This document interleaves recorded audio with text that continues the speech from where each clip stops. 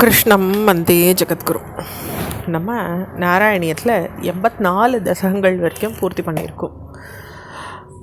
அடுத்து இப்போ நம்ம பார்க்குறது 85வது தசகம் ஜராசந்தவதமும் ராஜசூயமும்ன்ற தசகத்தை நம்ம பார்க்குறோம்.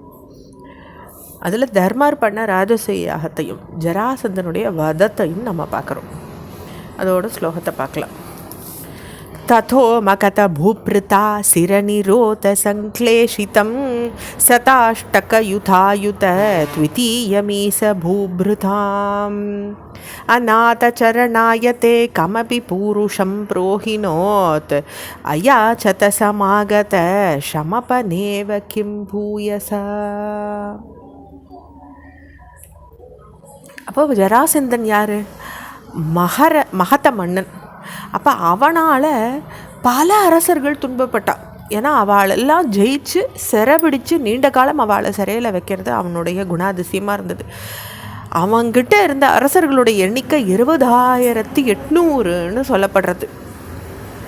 அப்படி அவ்வளோ அரசர்களை அவன் சண்டையிட்டு சிறைப்பிடிச்சு அவளை வச்சுட்டு இருந்தான்.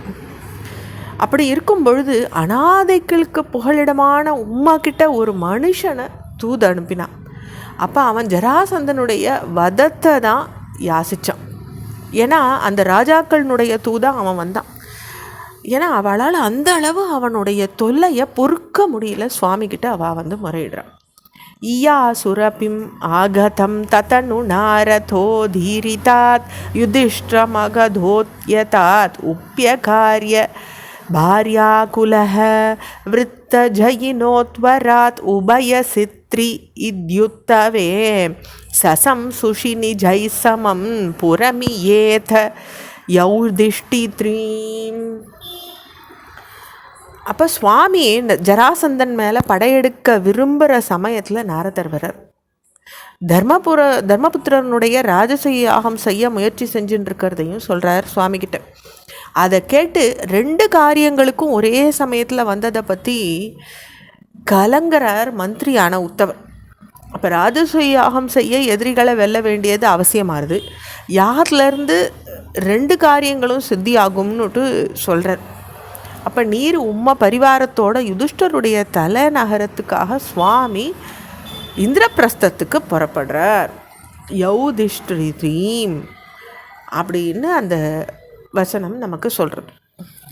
அசேஷ தயிதாயுதே त्वयि समागते धर्मजो विजित्य सहजैर्मही भवति भाङ्ग संवर्तितैः श्रियं नृपमां वहन् अहह भक्ततासायुतं भवन्तमभिमागते प्रहितवान् स भीमार्जुनम्. அப்போ சுவாமி என்ன பண்ணுறார்? தன்னுடைய பத்னிமார்களை பூரா அழைச்சிக்கிறார். அனைவரோடையும் இந்திரபிரஸ்தத்துக்கு கிளம்புறார். அப்போது உம்முடைய கடாட்சத்தால் விருத்தி அடைஞ்சிருந்த தம்பிமார்களை பூமியை ஜெயிச்சு ஒப்பற்ற ஐஸ்வர்யத்தை அடைஞ்சிருந்தார். அப்போது சஹஜைர் மஹீம் பவத் சம்பர்த்திதை.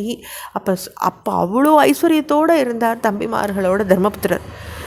அப்போ பக்ததாசரான உம்மா பீமனோடையும் அர்ஜுனனோடையும் ஜராசந்தனுடைய ஜெயத்துக்காக மகத தேசத்துக்கு அனுப்பி வைக்கிறார் தர்மபுத்திரர்.